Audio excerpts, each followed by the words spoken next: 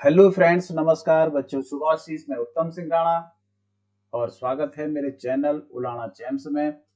आज हम एक मॉडल पेपर सॉल्व करेंगे। ये है राष्ट्रीय उपलब्धि सर्वेक्षण, नेशनल अचीवमेंट सर्वे का, और ये कई विद्यालयों में इस वर्ष होने वाला है। और जिन विद्यालयों में नहीं भी होने वाला है उनके लिए भी यह बहुत ही महत्वपूर्ण, बहुत ही लाभकारी सिद्ध होगा, क्योंकि आज हम क्लास 5th का हिंदी का अभ्यास प्रश्न पत्र कर रहे हैं। और ये इतना आसान है, इतना अच्छा है कि क्लास 3rd से लेके 5th तक के सभी बच्चे इसको करेंगे तो बहुत मजा आएगा। और ये तैयार किया है डाइट टेरी गढ़वाल ने। जहां से नदी की शुरुआत होती है उसी जगह को नदी का उद्गम कहते हैं। कई धाराएं आकर नदी में मिलती हैं। कई सारी छोटी नदियां मुख्य नदी में मिलती हैं तथा उसे बड़ी नदी बनाती हैं। इन छोटी नदियों को मुख्य नदी की सहायक नदियां कहते हैं। नदी पत्थर चट्टानों से टकराकर और तेज बहती है। नदी जब ऊंचाई से गिरती है तो वह जलप्रपात बनाती है। नदी अपने साथ खूब सारी रेत और मिट्टी लाती है। तो यहाँ पर है, कई सारी नदियां किस में मिलती हैं? तो जंगल में भी नहीं मिलती, घरों में भी नहीं मिलती, ये मिलती है मुख्य नदी से। नदी किस से टकराकर और तेज बहती है? तो बिजली से भी नहीं टकराती, पत्थर और चट्टानों से टकराती है। ऊपर बात आई है, नदी अपने साथ क्या लाती है? तो लड्डू बर्फी तो नहीं लाती होगी, फल सब्जी भी नहीं लाती होगी, खिलौने भी नहीं लाती होगी। ऊपर बात आई कि अपने साथ रेत और मिट्टी लाती है। नदी की शुरुआत कहाँ से होती है? तो खेतों से होती है, फलों से होती है, कि उद्गम से होती है?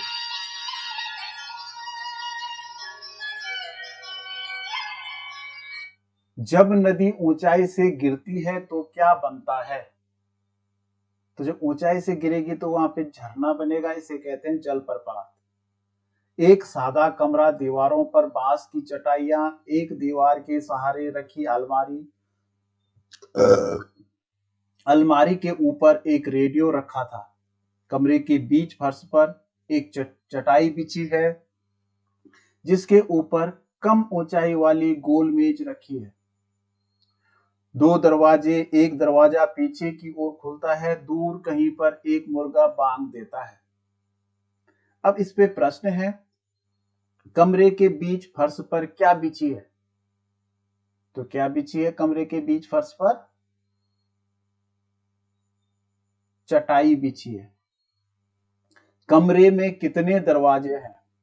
तो बात आई है कि कमरे में 2 दरवाजे हैं। एक मुर्गा क्या देता है? एक मुर्गा बांग देता है। अलमारी के ऊपर क्या रखा था?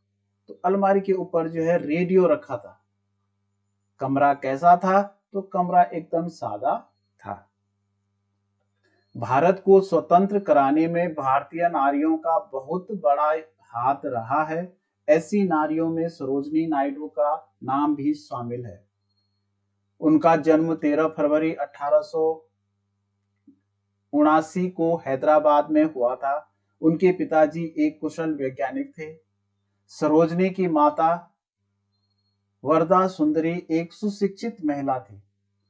उनके हाथ में सदैव एक पुस्तक रहती थी। उनको बचपन से ही कविता पढ़ने में विशेष रुचि थी। 13 वर्ष की उम्र में उसने एक सुंदर कविता लिखी थी। अब प्रश्न है, सरोजनी का जन्म कब हुआ था? तो यहाँ पे आया 13 फरवरी सन 1879 में हुआ था। सॉरी, 3 फरवरी है तो यहाँ पे 13 फरवरी घ वाला होगा। 13 फरवरी 1879 में सरोजनी का बचपन से किस में विशेष रुचि थी? तो बचपन से इनको कविता में रुचि थी। सरोजनी ने किस उम्र में कविता लिखी थी? तो जब ये 13 वर्ष की थी तब इन्होंने कविता लिखी थी।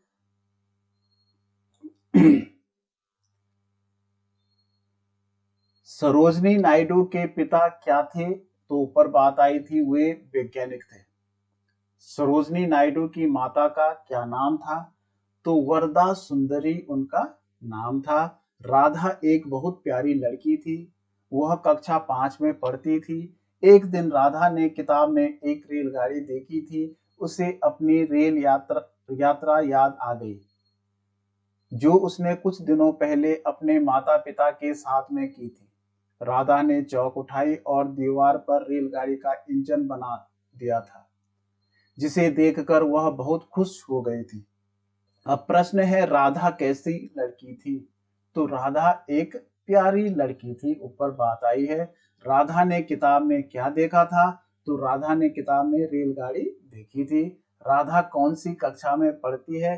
तो राधा कक्षा 5 में पढ़ती है। राधा ने रेल यात्रा किसके साथ की थी? तो अपने माता पिता के साथ की थी। राधा ने दीवार पर क्या बनाया था? तो राधा ने रेलगाड़ी का इंजन बनाया था।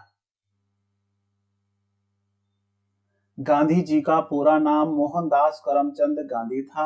उनका जन्म 2 अक्टूबर 1869 ईस्वी को गुजरात के पोरबंदर नामक स्थान पर हुआ था। इनकी माता का नाम पुतलीबाई और पिता का नाम करमचंद गांधी था। उनका विवाह कस्तूरबा गांधी से हुआ था। गांधी जी सदा सत्य की पूजा करते थे और सदैव सत्य के मार्ग पर ही चलते थे। गांधी जी ने देश को आजाद करने के लिए बहुत से आंदोलन लड़े और कई बार जेल भी गए। अंततः उनके प्रयासों से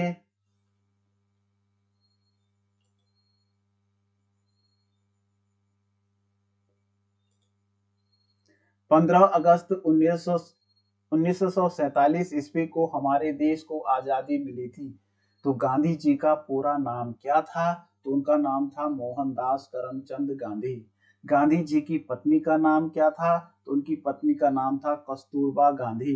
गांधी जी की माता का नाम क्या था? तो उनकी माता का नाम था पुतलीबाई। नीचे होगा पुतलीबाई।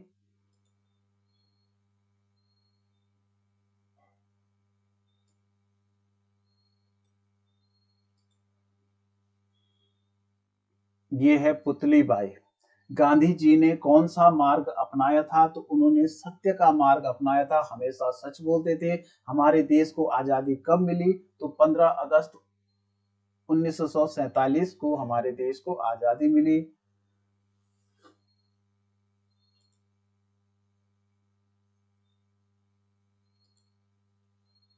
दी गई कविता पढ़िए। एक एक यदि पेड़ लगाओ तो तुम बाग लगा दोगे, एक एक यदि ईंट जोड़ो तो तुम महल बना दोगे, एक एक यदि पैसा जोड़ो तो बन जाओगे धनवान, एक एक यदि अक्षर पढ़ लो तो बन जाओगे विद्वान। तो एक एक पेड़ लगाने से क्या बनेगा?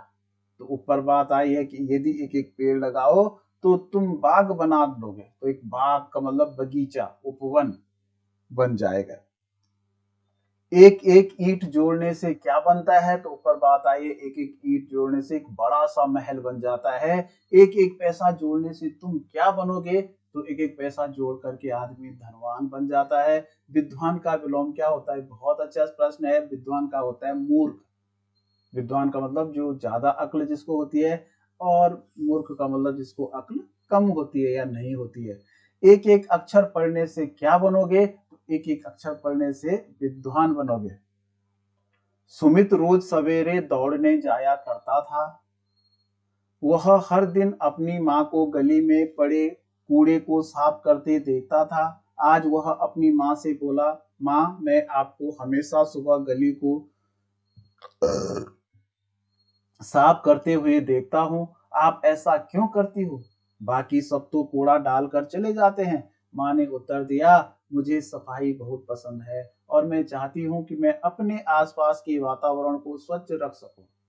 सुमित ने एक और सवाल किया, आपके अकेले से थोड़ी जगह साफ करने से क्या हमारा सारा वातावरण साफ हो जाएगा?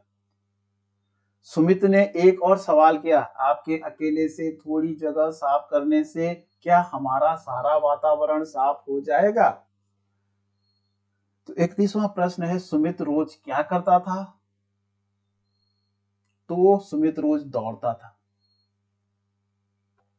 सुमित की माँ रोज क्या करती थी? तो सुमित की माँ हमेशा जो है ना कूड़ा साफ करती थी। किसको सफाई करना पसंद है? तो सुमित की माँ को सफाई करना पसंद है। उन्होंने कहा कि मुझे सफाई करना बहुत अच्छा लगता है। माँ कूड़ा कहाँ से साफ किया करती थी? तो गली से, जंगल से, छत से, खेल के मैदान से। तो गली की बात आई थी कि गली से साफ करती थी। सुमित की माँ को कैसा वातावरण पसंद था? तो सुमित की माँ ने कहा था कि मुझे स्वच्छ वातावरण पसंद है। तो इस मॉडल पेपर में मात्र 35 क्वेश्चन थे और मुझे पूरा विश्वास है कि आपको अच्छा लगा होगा। और इस इतने सरल प्रश्न है कि इसमें कक्षा 2 वाले बच्चे भी बड़े आसानी से इन प्रश्नों को कर सकते हैं। तो आप अपनी कॉपी निकालिए, इस पैराग्राफ को पढ़िए, खुद ही अपने क्वेश्चन और आंसर लिखिए। जहां पे दिक्कत होती है तो एक बार मेरे आंसर्स से, मेरे उत्तरों से मिलान कीजिए। और जो बच्चा इसको करता है तो नीचे कमेंट में अपना नाम जरूर लिखें। हो सकता है तो स्कूल का नाम भी लिखें, नहीं तो अपना नाम जरूर लिख दें। ओके बाय, मिलते हैं अगले वीडियो में।